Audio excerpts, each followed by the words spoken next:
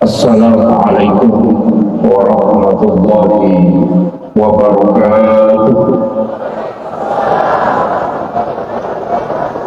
Ni kasih dia nama teh. Cakap lu ikapa. Ia tu beresalan ni padong. Assalamualaikum.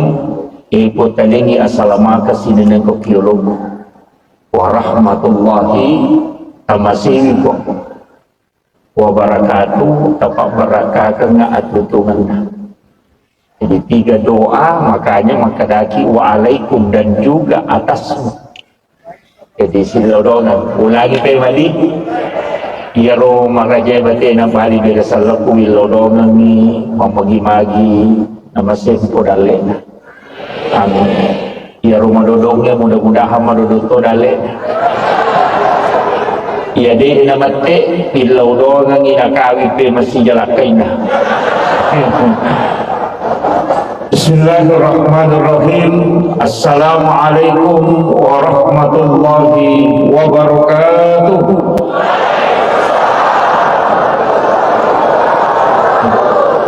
Alhamdulillah, alhamdulillah rabbil alamin. Nashhadu rabbana annaka antallahu la ilaha illa anta ba'asta muhammadar rasulah basyiran wa nasira qawluhul fasl wa hukumul adl wa sunnah lirrusul wa bil mu'minina ra'ufur rahim. Allahumma salli ala sayyidina Muhammadin tibbil qulubi wa dawaiha wa afiyatil abdani wa shifaiha wa nuril absari wa niyaiha wa ala alihi wa sahbihi wa sallim. Yang kami muliakan dan kami ta'zimi seluruh anggota DPR yang sempat hadir, anggota DPR RI, DPR Provinsi dan Kabupaten yang sempat hadir, yang kami muliakan dan kami takzimi yang mewakili Bapak Pejabat Gubernur Provinsi Sulawesi Selatan, yang kami muliakan dan kami takzimi Ayahanda Ketua Umum DPP Kerukunan Keluarga Sopeng beserta seluruh jajaran pengurus yang sempat hadir, yang kami muliakan Bapak Wali Kota Makassar pribadi, juga kepada Bapak Ilham Arif Sirajuddin, yang kami muliakan dan kami takzimi Bapak Bupati Sopeng beserta istri dan seluruh pejabat pemerintah yang sempat hadir, para tokoh agama, para sepuh yang mohon maaf saya tidak bisa sebutkan satu persatu, terkhusus kepada Ibunda selaku Ketua Panitia dan seluruh jajaran panitia yang sudah bekerja semaksimal mungkin, para guru besar, para orang tua kita, para tokoh agama, para alim ulama, dan seluruh hadirin wal hadirat yang insya Allah dirahmati dan dimuliakan oleh Allah Subhanahu wa Ta'ala. Istilah halal bihalal tidak dikenal dalam dunia Islam, utamanya negara-negara di luar Indonesia itu tidak mengenal istilah halal bihalal, karena istilah ini diperkenalkan oleh Bapak Ki Wahab Hasballah ketika Insinyur Soekarno meminta untuk melakukan pertemuan tokoh-tokoh bangsa Indonesia beserta dengan tokoh politik karena terjadi keretakan internal dan ancaman keretakan negara pada saat itu. Tapi Insinyur Soekarno tidak ingin menggunakan istilah silaturahmi karena itu istilah biasa-biasa saja. Maka Ki Wahab Hasballah, salah satu muassis pendiri Nahdlatul Ulama, menggunakan istilah halal bihalal. Dari situ awal istilah ini muncul, sehingga di Arab tidak dikenal halal bihalal. Makanya ada yang menganggap istilah ini adalah bid'ah. Tapi jangan kita bersedih, karena istilah ini ternyata bercampur dengan makna yang sangat dalam. Jadi matandre, marilalang, maknana. Sekarang dirubah sedikit, kalimat ini kemudian biasa kita yang populer disebut dengan open house. Kadangkala ada yang open house tapi tidak open heart. Makanya halal bihalal ini kalau dikaitkan dengan maknanya itu menjernihkan yang keruh, meluruskan yang bengkok, menyambung yang putus, kemudian melembutkan yang beku. Nah, makanya kalau THR-nya belum cair, ya bisa diinjirkan, dicairkan ya, siapa tahu masih ada. Tapi istilah ini kemudian kita gunakan, kenapa kalimat halal bihalal itu dipakai kalimat ganda? Karena angka tahu majama ilimanna, tapi dia nasi sumpu ngatinna. Halalkan dengan lahiriah, tapi harus diikuti juga dengan kalbu. Maka digandengkanlah dua kalimat saling menghalalkan, bukan lahiriah saja, tapi juga dengan kalbu. Kenapa Rasulullah mengajarkan ketika jabat tangan, jangan lebih dulu melepaskan tanganmu dan lihat wajahnya, supaya apa? Kalbu kita terkoneksi dengan orang yang kita tamani salaman. Sebab memang para pejabat kita tadi sudah menyampaikan bahwa memang pergeseran nilai sudah mulai muncul. Ini gara-gara politik sebenarnya. Tapi yang politik yang kami tahu pasan negara tapak Bakri Wahid biasa. Maka itu politik enak telu. Perlu, beli perlu, meru. Pasan negara tapak Bakri Wahid. Nareko politik tidak ditarik ke dalam akhlak. Makanya itu bahaya. Makanya mudah-mudahan nuansa Ramadan ini masih ada di bulan Syawal. Bulan ini istimewa, Pak. Kenapa? Karena bulan ini memiliki dua ibadah yang istimewa sekali. Yang pertama adalah puasa sunnah 6 hari. Yang banyak orang salah paham. Nasangi puasa nang ngasona ukula Syawal itu sama dengan puasa 1 tahun. Pada hadisnya bersambung. Yang puasa di bulan Ramadan 1 bulan penuh, kemudian ditambah 6 hari di bulan Syawal, maka itu seakan-akan dia berpuasa 1 tahun penuh. Kenapa? Karena setiap ibadah itu dikali 10. Man jaa bil hasanati falahu asru amsalha. Makanya 30 kali 10 itu 300. 6 hari di bulan Syawal dikali 10, makanya 60. Nah, dalam 1 tahun itu 360 hari. Makanya puasa Ramadan ditambah 6 hari itu sama dengan 1 tahun. Karena nilai puasa itu yang dihitung. Nah, ini makanya ulama kita dari dulu ada yang kurang paham sekarang.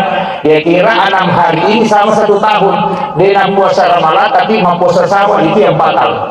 Kemudian yang kedua, Anda tahu Pak, istimewanya ada sholatnya. Bulan Syawal bukan saja bulan puasa untuk 6 hari, tapi ada sholatnya yang disebut dengan sholat sunnah utakah. Sholat inilah Rasulullah 4 kali bersumpah, wallahi demi Allah yang mengutusku dan jiwaku berada di tangannya, siapa yang mengerjakan sholat sunnah utakah ini dan dia memiliki utang, maka dia pasti melunasi utangnya. Yang kedua sumpahnya Rasulullah, ketika dia memiliki penyakit, pasti ada orang yang bisa menyembuhkan penyakitnya. Bukan saja secara langsung, tapi bisa diobati secara mimpi. Maka saya dapatkan penjelasan itu juga di dalam kitabnya Imam Qudamah, dalam kitab Al-Mughni. Ada anak muda di Mesir bisa diobati hanya melalui mimpi. Itu berkat sholat sunnah utama. Kemudian yang ketiga, kalau ada orang tidak bisa bicara, tidak bisa menyampaikan pidato, atau tidak bisa memberi sambutan, suruh kerjakan sholat sunat ini kata Nabi, maka Allah akan mudahkan lisannya untuk menyampaikan sesuatu. Sholat ini hanya dikerjakan di bulan Syawal, dan itu jumlah rakaatnya adalah 8. Setiap 1 rakaat kita membaca surah Al-Ikhlas 15 kali, dan jumlah rakaatnya adalah 8 rakaat. Kerjakan 2 rakaat 1 salam. Setelah selesai 8 rakaat kita membaca zikir Subhanallah bihamdihi subhanallahil azim 70 kali. Kemudian Allahumma sholli ala Sayyidina Muhammad wa ala Sayyidina Muhammad juga 70 kali. Ini sholat bisa dikerjakan sekali dalam bulan Syawal, bisa dikerjakan setiap hari, bisa dikerjakan sekali dalam sepekan, tergantung berapa kemampuan kita. Dan inilah sholat Nabi bersumpah 4 kali. Makanya di sini banyak perantau. Ada yang dari Kalimantan, ada yang dari Papua. Saya tadi baru tiba dari Manokwari. Pesawat tiba sore tadi jam 4 lewat, langsung ke sini. Makanya saya ingin sampaikan, falsafah Bugis itu ada. Dan ini luar biasa, Pak. Sebenarnya Bapak Bupati tadi itu sudah menyempurnakan kalimat. Ia pesan atau tak luar biasa. Dia mengambil itu dari perenungan yang mendalam. Padahal si Tuhan banyak kalimat itu. Agak nasab. Rabba si patokong, malilu si pakainya, mali si parape, tasila cakatanya. Kan itu istilahnya. Si tak dejeng, tas si tak ja, si riuk mendre, tas si riuk no. Istilahnya apa? Maka nama lilu si pakainya. Kalau ada yang lalai, maka beri nasihat dia. Rabba si patokong, ketika ada yang jatuh, maka engkau angkat dia naik. Buat dia bangkit kembali. Dan inilah yang dipakai orang Cina. Ketika ada sahabat dan temannya jatuh, maka dia akan suplai bantuan, kemudian bisa bangkit kembali. Yupi di ugi esesa, foto mak balu, dangkang. Nah pada ugi mak balu, biasa nak podang. Asa masuli itu balu nak koraja belum beli koro. Kalau orang Cina tidak, biar tidak ada barangnya, ada nasab, angka. Kenapa? Karena dia memikirkan jualan temannya. Ia nariasan, korang baik tahu patokong. Siriuk mendre saling membantu, siriuk no jangan saling menjatuhkan. Makanya ini yang luar biasa, Pak. Ya boleh maka tani mas sayaro itu luar biasa. Makanya parantau itu, makanya tomatot tadi orang hal ini baca-baca. Tapi baca-baca itu tidak untuk dipakai. Maka dami, angka pakai mau pakai. Agak pesanan apa sulapa.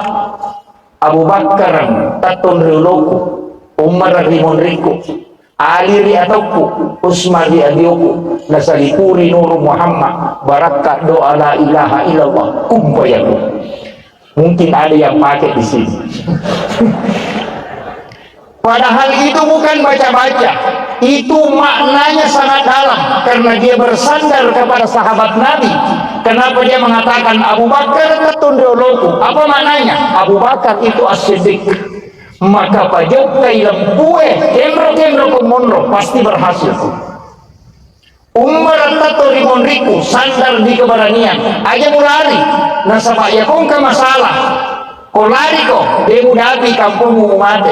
Onro ko tahako mage arwan yede nasali onrona. Maka itu yang disebut dengan Umar karena Umar orang yang paling berani dari sahabat Nabi. Kemudian Ali riataku. Kenapa Utsman di sebelah kiri? Ali itu adalah punya agama yang luar biasa. Makanya palayori agama napa musapa warang parangi. Utsman itu simbol kekayaan. Makanya pajak kay lampue sanre riko dia narawarannya nange. Kemudian palayori agama na po Allah Ta'ala mursus napalinomo mujamayang. Itu kuncinya na rekomelo polulong ibaraka na nadita. Tapi mega tau komelo ijoka yero na baca latu isom parana dia na berhasil kasama na kalasyan itaw.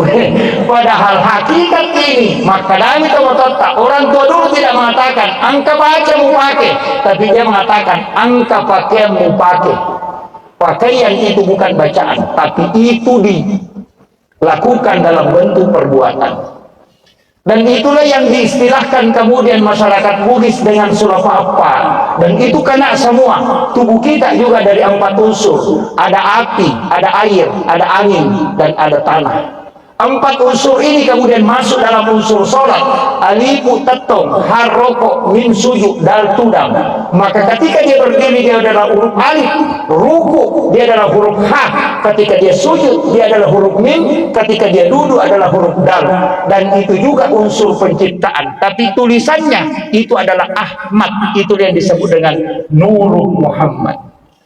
Makanya agak satu pandrite pajok kay lampue niko palayolo agama napamurusu linomo kemudian tatongan isampajangi nabita tu sitongan nah. Dan inilah simbol yang selalu dipakai ulama kita dan juga para tokoh-tokoh Bugis, dan itu diserap dari hadis dan ilmu tasawuf. Tapi ini mulai hilang karena dalam Islam ini kita mengenal beberapa ilmu, Pak. Di sini banyak guru besar kita. Dalam Islam ini kita kaji ada ilmu hikmah. Ini yang sering saya ceramahkan karena jarang penceramah mau menyentuh ilmu hikmah. Ya rotomatot tariolo pakai istilah pamali. Pamali ini tidak masuk dalam hukum Islam, tapi dia masuk dalam kaidah ilmu hikmah. Kenapa disebut ilmu hikmah? Karena ilmu yang diambil dari ilmu maka disebut ilmu hikmah. Ilmu adalah ilmu, hikmah adalah ilmu. Tapi ketika ilmu yang didapatkan melahirkan ilmu, itu disebut dengan ilmu hikmah. Saya kasih contoh. Kenapa kalau kita makan dilarang melangkahi makanan?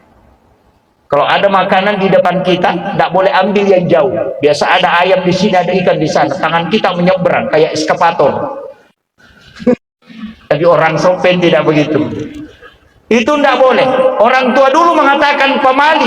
Kenapa? Ditemukan para ulama tasawuf bahwa siapa yang mengambil makanan, dia melangkahi makanan yang ada di depannya, maka dia tidak akan mendapatkan rezekinya kalau dia kecuali dia urus betul. Tapi kalau dia mengambil makanan yang ada di depannya tanpa melangkahi makanan, maka orang yang akan mengarahkan supaya rezeki itu datang kepadanya. Jadi ya komelo ki deta silada murusu idaleta aja talangkahi makanannya komalaki nanre. Makanya meja-meja yang disiapkan ini enak, Pak. Dari sinilah orang Bugis nareko angkat tamunna agana palenna dia pakai baki supaya itu bisa diputar. Ina tu nakada pakiada ina, dan itu kepintaran orang tua kita dulu luar biasa. Cuma namun dia paham. Kemudian kenapa juga kita dilarang kalau perempuan makan tidak boleh membuka bibirnya? Wah, ini ibu-ibu harus tahu. Ibu-ibu kalau makan jangan coba-coba membuka bibirnya ketika mengunyah. Rapatkan bibir, hanya rahan yang bergerak. Nanti dia buka ketika dia menyuap makanan. Laki-laki boleh terbuka, tapi hanya tidak boleh bunyi. Kenapa? Wanita yang makan dengan rapat bibirnya, hanya rahangnya yang bergerak, maka suaminya akan pengantin baru setiap malam. Ini yang banyak orang tidak tahu. Sudah paham, Bu? Kalau tidak paham, saya pakai bahasa simpelnya. Kalau bibir atas rapat, yang di bawah juga ikut rapat. Kalau masih tidak paham, kelewatan betul. Saya cuma bisa ngomong sampai di situ.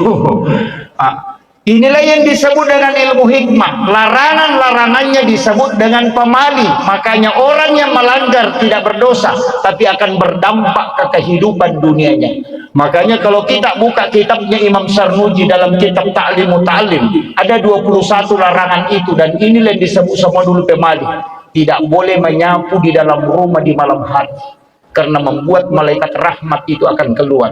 Jangan biarkan jendela terbuka dan pintu sampai masuk waktu maghrib, karena jin akan masuk ke dalam rumah. Jangan kau gunakan kain yang kau pakai sebagai lap. Sering kan tidak begitu, Pak? Pakai baju kemudian kacamata kabur diambil baru. Oh, itu menolak rezeki 40 hari. Nah, ini banyak yang melakukan itu. Sudah banyak, sudah ramai ini. HP-nya kalau kameranya kabur, dia gosokkan ke bajunya. Oh, itu pantangan betul itu, Pak. Itu menolak rezeki selama 40 hari. Itu sudah dijelaskan oleh Imam Sarnuji dalam kitab Ta'limu Ta'lim. Dan inilah yang dipelajari ulama dulu, diajarkan ke masyarakat kita. Sehingga ketika dia mencari rezeki, dia tidak pintar, tidak terlalu ahli, tapi kenapa? Dimudahkan terus rezekinya. Dan inilah yang diajarkan turun-temurun ke anak-anaknya. Tapi sekarang ilmu ini mulai hilang karena menggunakan metode modern. Tapi upasan nih, iya kodalle, tanya macan atau masa padalle nasugi. Tanya tahu pak doang ngepasugi tahu. ternyata galak natai maka reso nasogi ya kini ngapasogi tahu dia naga ustaz mamotor maka plak lutu mana ustaz selo menceramah. Iya, karena semua ustaz tahu doanya kayak itu. Coba tanyakan, kadang-kala saya Pak kalau ke Kalimantan ceramah ditanya sama orang Sopeh itu bilang, Pak Ustaz, doa apa dibaca supaya kita bisa kaya? Padahal yang bertanya itu sudah ada 5 mobilnya, yang ditanya baru naik motor. Saya seandainya bilang malaikat itu kasih tahu, bilang itu yang kau tanya minta doa kaya baru naik motor, kau sudah punya mobil, itu terbalik. Mestinya saya yang minta sama dia apa yang kau baca sehingga bisa kaya. Makanya Allah memberi rezeki kepada siapa yang dikehendaki, bukan kepada siapa yang berdoa, bukan kepada siapa yang pintar. Seandainya kepintaran orang kaya, maka profesor doktor yang belajar ekonomi akan menjadi orang kaya. Tapi apa? Allah memberi rezeki kepada siapa yang dikehendaki, maka syukuri apa yang diberikan kepada kita. Itu kuncinya Pak. Tapi ada kekayaan yang tidak kalah dari semua yang ada, adalah kekayaan iman. Karena iman yang kuat akan kita syukuri semuanya. Kemudian yang ketiga, poinnya tidak kalah pentingnya Pak. Bulan ini disebut Rasulullah sebagai bulan Nisan. Tadi bulan Syawal itu kalau disebut dalam bulan Islam. Tapi bulan April ini kalau dibahasakan itu bulan Nisan. Bulan Nisan itu bulan April. Bulan ini ketika air hujan turun, tak ada langsung dari langit. Jadi kalau ada hujan di bulan 4, tak ada langsung dari langit. Jangan melalui atap dengan menggunakan wadah yang tidak pernah dipakai. Kemudian bacakan doa, disebutkan dalam hadis Nabi, surah Al-Fatihah, Al-Ikhlas, Al-Falaq, An-Nas, Al-Kafirun, dan ayat kursi. Baca masing-masing 70 kali. Air itu ketika berubah menjadi bening seperti air aqua, maka minum selama 7 hari. Orang yang tidak keturunan kata Nabi, maka bisa diberikan keturunan oleh Allah. Orang yang punya penyakit tapi dia tidak tahu apa penyakitnya, semua dokter sudah tidak menemukan penyakitnya, suruh minum air ini kata Nabi selama 7 hari. Maka ketika dia tidak bisa sembuh, maka tidak ada tabib yang bisa menyembuhkan. Maka kesempatan di bulan April ini Pak, selain tadi puasa sunnah Syawal, ada sholat sunnah utakah, bersamaan juga adalah bulan April, adalah bulan Nisan, maka usahakan ada air hujan langsung dari langit. Bagi yang sudah berkeluarga tidak punya keturunan, itu paling bagus dipakai. Kalau ada penyakitnya tidak bisa sembuh, coba minum air ini. Itu isyaratnya langsung, dan itu sudah dibuktikan para ulama. Kita bisa temukan di kitabnya si Abdul Qadir Al-Jilani dalam kitab Al-Bunya. Kemudian saya wasiatkan ibu-ibu, saya selalu mengatakan, kalau ingin sukses di dunia, ingin menjadi orang hebat, karir politiknya tidak tersendat, satu kuncinya, cintai istrimu dengan sepenuh hati. Itu kunci. Iya, jangan katakan Pak Ustaz ini membela istri. Tidak, kita bisa melihat tokoh besar Indonesia, orang-orang hebat yang ada di Indonesia, orang nomor 1 di Indonesia Pak, kita bisa pelajari dia. Soeharto orang hebat, siapa yang tidak kenal beliau? Memegang tampuk pemerintahan dengan tangan besi, tapi kapan dia bisa jadi? Ketika Ibu Tin tidak ada di sisinya. Habibie orang hebat, siapa yang tidak mengakui? Dia lahir di Parepare, kebanggaan orang Sulawesi Selatan. Tapi kapan dia tidak bisa melakukan apa-apa ketika Ibu Ainun tidak ada di sisinya? Susilo Bambang Yudhoyono 2 kali jadi presiden, seorang panglima TNI. Kurang apa kehebatannya? Tapi kapan dia tidak bisa mengambil kebijakan yang betul-betul pas ketika Ibu Ani tidak ada di sisinya? Rasulullah kapan dia drop betul ketika Khadijah tidak ada di sisinya? Maka kunci kepemimpinan seorang laki-laki itu ada pada siapa yang mendampingi dia. Makanya saya tidak pernah terlalu kagum dengan seorang pemimpin laki-laki, karena pasti ada wanita hebat yang ada di sisi. Dan kuncinya, iya, kuncinya betul itu, Pak. Dan agama mengajarkan untuk itu. Makanya kalau kita mau mendapatkan keberkahan rezeki dan keberkahan hidup dan kesuksesan hidup, cintai istrimu dengan sepenuh hati.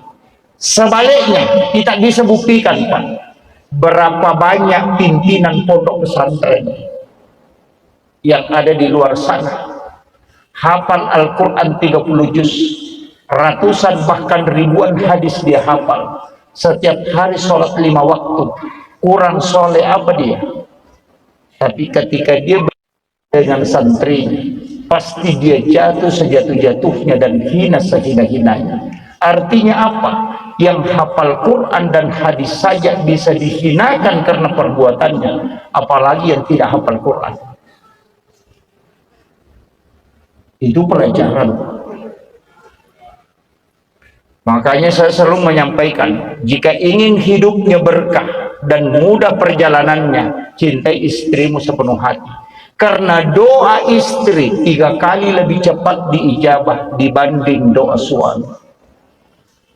Makanya ketika ada hajat, beritahu istri, nanti dia berdoa.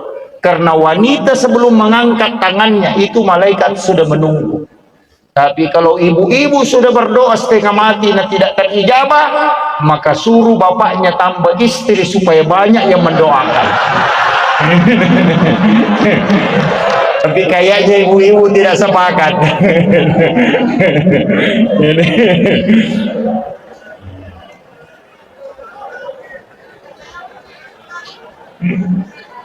Ibu-ibu langsung protes. Makanya ibu-ibu saya sampaikan, kalau ada masalah jangan dikasih masuk di media sosial, jangan dikasih masuk di Facebook. Dari dulu sampai sekarang, bahkan sampai dunia kiamat, tidak ada malaikat yang diutus mencatat doa dalam Facebook, tidak ada.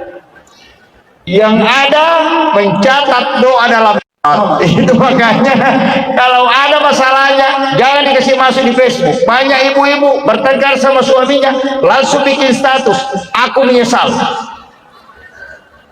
ternyata kau begitu. Wah, baru bikin gambar lope-lope pecah, langsung ada duda di bawahnya menulis, langsung dia tulis sabar sayang. Itu masalah, ini awal perselingkuhan. Makanya hati-hati, kalau ada masalah ambil air wudhu, kemudian komunikasi langsung dengan Allah. Jangan berdoa di luar sholat kalau hal itu penting. Kenapa sholat kita dikasih? Karena itu handphone, komunikasi langsung dengan Allah. Karena doa menunggu hari Kamis dan hari Senin. Makanya kalau suaminya pacaran, jangan coba-coba pakai doa, langsung pakai sholat. Kalau suaminya pacaran hari Ahad, itu tidak dilapor. Berdoa baru dicatat, hari Senin dicatat, hari Selasa dicatat, hari Rabu dicatat, hari Kamis baru dilapor. Makanya Nabi puasa hari Kamis karena di situ doa di store. Makanya kalau pacaran hari Senin baru berdoa, itu baru dicatat malaikat, belum dilapor. Nanti bisa hari suaminya menikah, doanya belum di store, masih dicatat. Ini makanya ada sholat. Sholat inilah jalur pintas. Makanya semua masalah pasti ada sholatnya. Orang mau melakukan perjalanan, sudah ada doa musafir yang sering kita baca, Bismillahirrahmanirrahim. Tapi kenapa ada sholat sunnah musafir? Karena kalau doa masih menunggu tugas malaikat, tapi kalau sholat itu tidak pakai perantara. Kenapa ada sholat taubat padahal sudah ada taubat? Karena doa taubat menunggu pencatatan malaikat, tapi sholat taubat itu komunikasi langsung hamba dengan Tuhannya. Kenapa ada sholat hajat? Nah, sudah ada doa hajat. Karena orang yang mau langsung bicara sama Allah, gunakan sholat. Dari situlah satu-satunya ibadah yang tidak bisa itu cuma sholat. Orang puasa nonton TV tidak batal puasanya, tapi orang sholat nonton TV pasti batal sholat. Orang haji TV atau siaran langsung tidak batal hajinya, makan tidak batal, tapi sholat jangan coba-coba lakukan. Dari situlah ibadah satu-satunya yang tidak bisa bercampur itu sholat, karena dia komunikasi langsung dengan Allah. Maka semua yang hadir ketika ada masalah, ambil air wudhu kemudian berdoa saat sujud terakhir. Jangan nanti selesai salam baru berdoa, karena pasti malaikat bilang terlambat kau bos.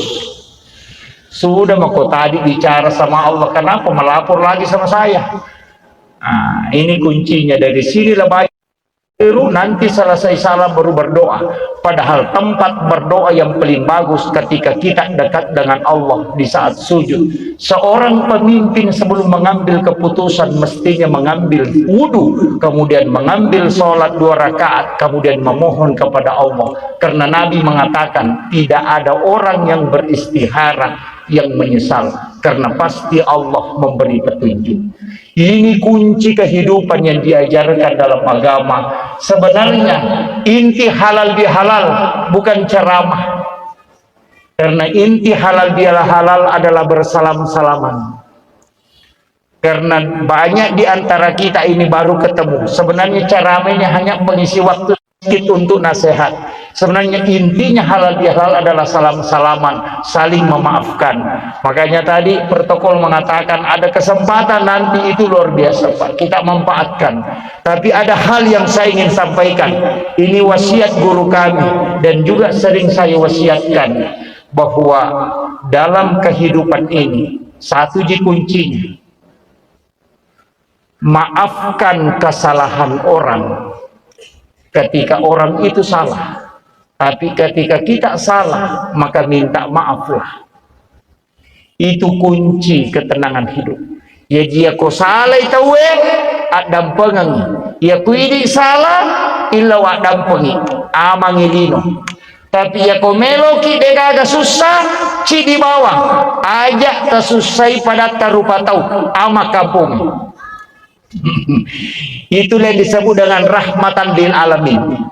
Ajak tersusai pada tarupa tahu pu imang, ajak tersusai makmuta malampela da bacaan cer rokok bapa dilutu na tahu makmum ajak tersusai mata napai telu ayat na baca tu 5 semen ni mondri betungan na rokok no lakai ajak tersusai meleta iparenta deni ale di balanca baine ajak tersusai lakai tak maka di deni jampang. Ini kuncinya. Makanya saya sampaikan, wanita kalau mau rezekinya mudah, gampang, mudahkan sedekah kepada suami. Siapa istri yang memudahkan sedekah ke suaminya, artinya sedekah berhubungan. Ketika suaminya minta, langsung kasih. Bahkan kalau istri yang menawarkan, itu rezekinya lebih mudah. Makanya Rasulullah mengatakan, siapa wanita yang kenapa Bu?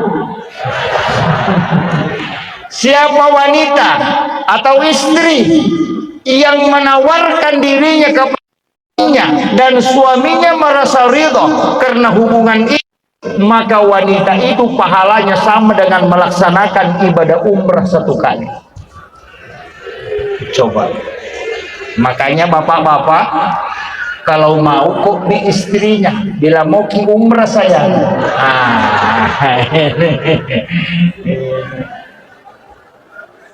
Saya pelajari dalam ilmu hikmah babu ini jadi masalah biasanya memang. Kalau ada wanita mau berhubungan dengan suaminya berumah kobi suaminya, nah tidak dihiraukan atau muncul permintaan, maka dia gurut tak aja mau berhubungan narekong ke permintaan nama kunrai. Maka binilakai na nasa pada ngijo lampu dia pernah talacak tengah anijo jendela kakak ngijo lakak ya kong ka anak tamatu pasti mak bali-bali kong kagagi pudang tidak akan penurut. Yang kedua, jangan berhubungan di saat kita ngantuk. Kenapa? Anakmu tidak bisa bicara sampai umur 7 tahun belum bisa bicara. Inang kana anak tu 5 kedani amma apa ai lan roca kerudu ya.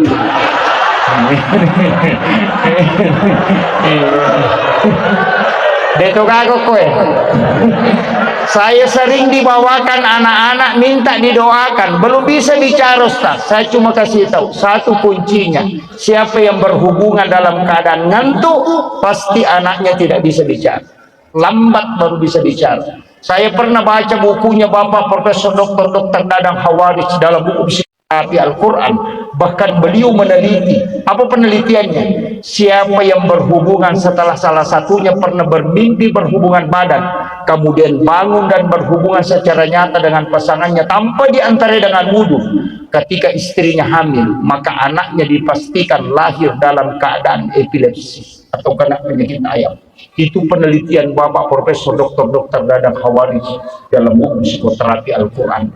Inilah kenapa orang tua kita dulu selalu mengajarkan aja musibah wasiba benemu narekodemu mapancing, kemudian dalam keadaan tenang magai ya kumaliwasan kita berhubungan palasan anak masolada kita berhubungan makutu anak ngerangiro makanya pakai jaki memang. Tapi ada tempat berhubungan yang paling bagus, ada tempat berhubungan waktu yang paling bagus sesudah sholat duhur, sebelum dan sesudah sholat subuh. Itu paling bagus. Generasi kita paling bagus di situ. Itu wasiatnya guru Profesor Dr. Quraisyihab kepada Profesor Dr. Arifuddin Dibone. Kalau engkau berhubungan, dan ternyata memang ada hadisnya, ketika engkau ingin ke dalam kamar ibu bapakmu di siang hari, maka ketuk pintunya. Kenapa siang disebut? Itu isyarat langsung. Tapi ada yang paling bagus, saya dapatkan di kitabnya ini, Hujjatul Islam Imamul Ghazali, dalam kitab Hiyaliddin. Itu Nabi bilang orang buka Arab. Pas selesai, pas berbuka puasa, sesudah minum air putih, sebelum makan apa-apa, kemudian berhubungan dengan pasangan. Ketika istrimu hamil di situ, maka bisa menjadi seorang ulama. Oh, ini sudah lewat. Tapi susah kalau imam. Makanya orang Bugis Sopeng, orang Bugis Sidrak, orang Bugis Wajo, Parepare dan Pinrang sebagian menikahkan anaknya selalu menjelang masuk Ramadan. Bahkan 1 minggu sebelum Ramadan dia masih menikahkan anaknya. Kenapa? Karena dia mencari anak keturunan nanti jadi ulama. Itu kuncinya. Tapi nanti bulan ini setelahnya, ini yang terakhir, angka istilahnya tosopenge ulet cipi. Dena Pak Boti, itu benar Pak. Ulet cipi itu sebenarnya istilah orang tua kita, dan itu benar. Kenapa? Uangnya dia sudah pakai di bulan Ramadan.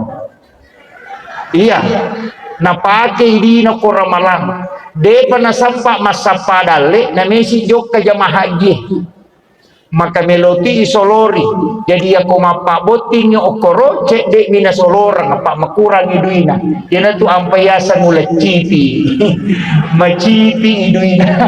Karena ekonomi. Makanya ke Haji Maimun Subair almarhum al-Maghfurlah mengatakan, ini pesan beliau, tidak ada dalam hadis, tapi ini bisa dipegang.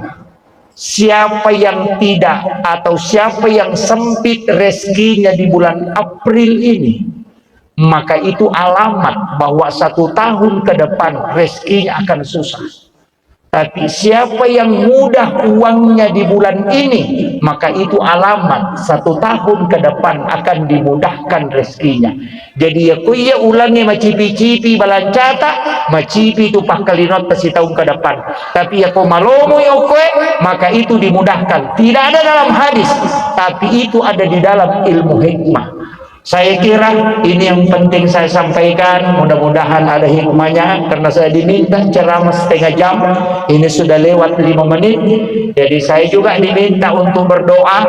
Saya hanya ingin sampaikan salah satu ijazah doa yang diberikan oleh Guru Ta Kiai Abdul Rahman Ambodale almarhum al-Maghfurlah kepada salah satu ulama kita di Seikang, dan saya mengambil langsung dari muridnya Guru Ta, bahwa ketika kita berdoa ada satu doa yang sangat masyhur tapi banyak orang tidak tahu, yakni doa sapu jagat. Rabbana atina fid dunya hasanah wa fil akhirati hasanah wa qina azabannar. Kenapa? Pesan guru tak Jadur Rahman Ambodalle. Iya Pak dongang ni, mega tau mapala, tapi mega dini sepake. Ketika membaca Rabbana atina fid dunya hasanah, singgah, jangan dilanjutkan. Lepangi okoro, Rabbana atina fid dunya hasanah, lepangi. Decengagan na lino ta cinai, minta di situ. Itu doa menurut guru tak doa kosong, itu cek kosong, tidak ada isinya. Makanya disebut sapu jagat, karena semua yang ada di dunia bisa dimasukkan ke situ. Makanya itu Rabbana atina fid dunya hasanah, lepangi tilawi aga ta cinai okoro isi. Wabil akhirati hasanah, yona tilawi ko pidunya hasanah, tilawi nanti jadi cetok ke sori monri aja kam icallaki gara-gara yaro tilawi. Wakina azabannar, tilawi aja nagesa ki api neraka. Jika jabatan di pidunya hasanah, wabil akhirati hasanata, tingeratir nak jabatan nyokoro. Wakina azabannar, tilawi aja tapagesai ka pong api neraka gara-gara ya tilawi. Maka ia narunasa tau pandri tapa hakiki, maka da bisa pasilangan kega api, kega barah, kega awu, napa kuat di nilodo. Itulah yang dijelaskan guruta ke Jadur Rahman Ambodalle, sehingga dia mengatakan magampa padongan nanak tapi talik nah magam merji.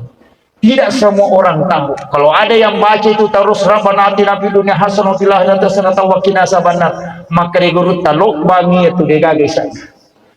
Makanya di dunia hasanah isi ya ko jabatan bupati minta di situ makibuaki wija-wija ya ko maringaran nyokoro tilawi di situ kuncinya. Itulah yang diajarkan oleh guru. Allahumma salli ala sayyidina Muhammad wa ala ali sayyidina Muhammad. Allahumma anta rabbi la ilaha illa anta rabbul arsyil azim. Rabbu khaliqa kulla syai'. Rabbullahu samad lam yalid wa lam yulad wa lam yakul lahu kufuwan ahad. Assalatu wassalamu bi adadi ma fi ilmillah. Alaika wa ala alika ya sayyidi ya Rasulullah.